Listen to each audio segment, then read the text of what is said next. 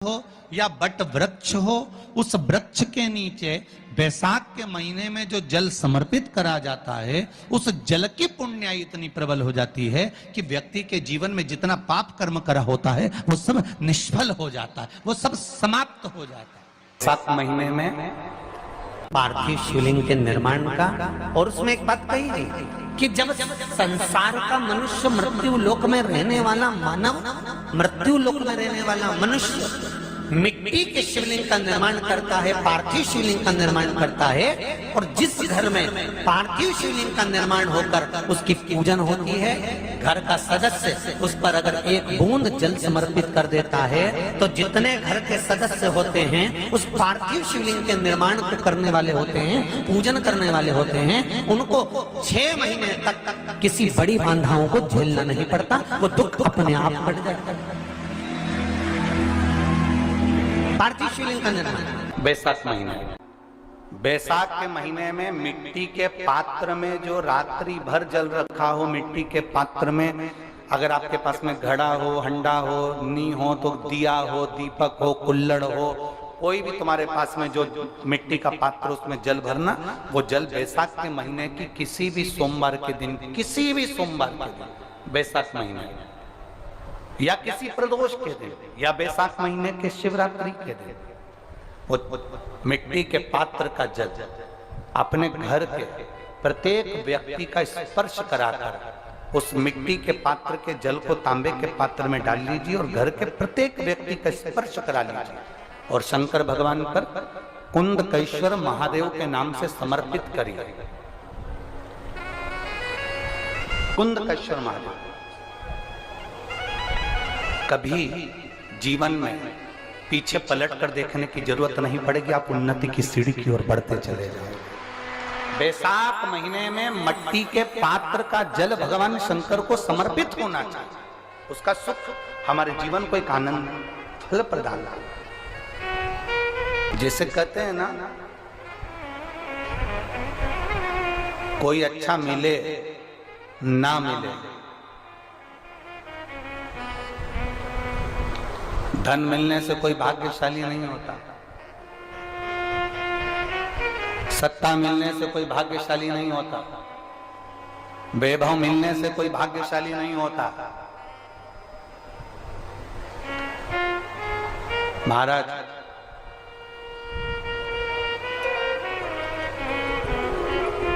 धन मिलने से कोई भाग्यशाली नहीं होता, वैभव मिलने से कोई भाग्यशाली नहीं होता, सत्ता मिलने से कोई भाग्यशाली नहीं होता, बड़ा मकान मिल जाने से कोई भाग्यशाली नहीं होता। शिव महापुराण की कथा कहती है, अगर 2 सही मिल जाएं तो तुम्हारा जीवन सफल हो जाए, एक गुरु सही मिल जाए और दूसरी घरवाली सही मिल जाए तो तुम्हारी जिंदगी स्वर्ग।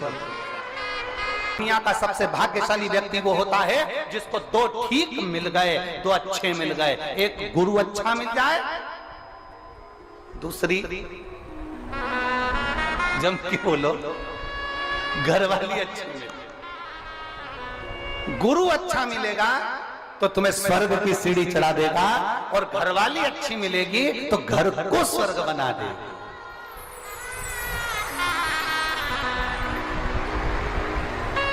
और इसमें से भी गुरु भले पीछे रह जाए पर जगदम्बा।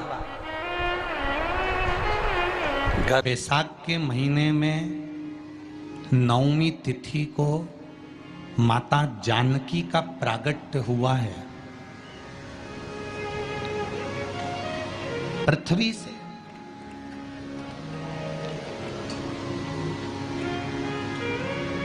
कभी एक विचार करिएगा कि नरसिंह अवतार बैसाख के महीने में हुआ, कुर्मा अवतार बैसाख के महीने में हुआ, हयग्रीव अवतार बैसाख के महीने में हुआ, परशुराम अवतार बैसाख के महीने में हुआ, माता जानकी का अवतार बैसाख के महीने में हुआ। आखिर बैसाख के महीने में, माधव महीने में इतनी महत्वता क्यों?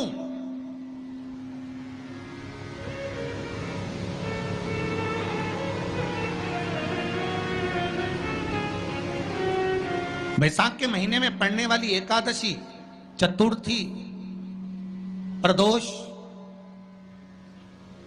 अमावस्या, पूर्णिमा, शिवरात्रि, ये सभी इतनी महत्वपूर्ण क्यों हो जाती है?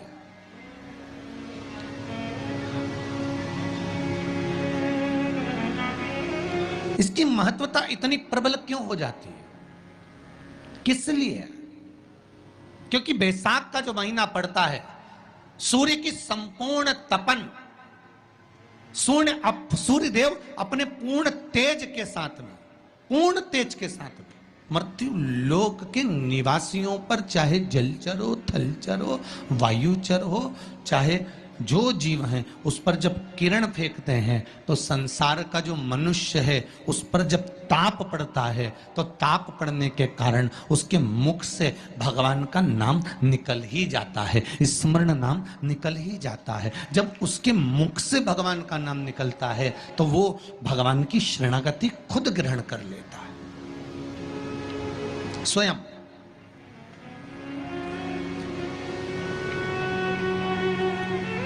शरणागति ग्रहण कर लेना। बैसाख की पोथी पढ़ते हो आप लोग? आप में से अगर कोई पढ़ता हो बैसाख महीने की पोथी, तो उसमें एक वर्णन आता है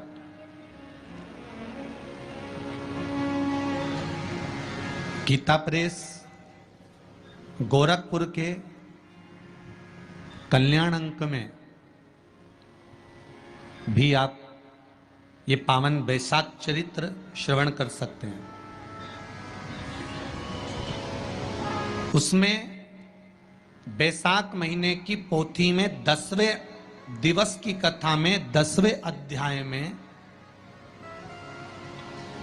एक व्याध और शंख मुनि का चरित्र आता है।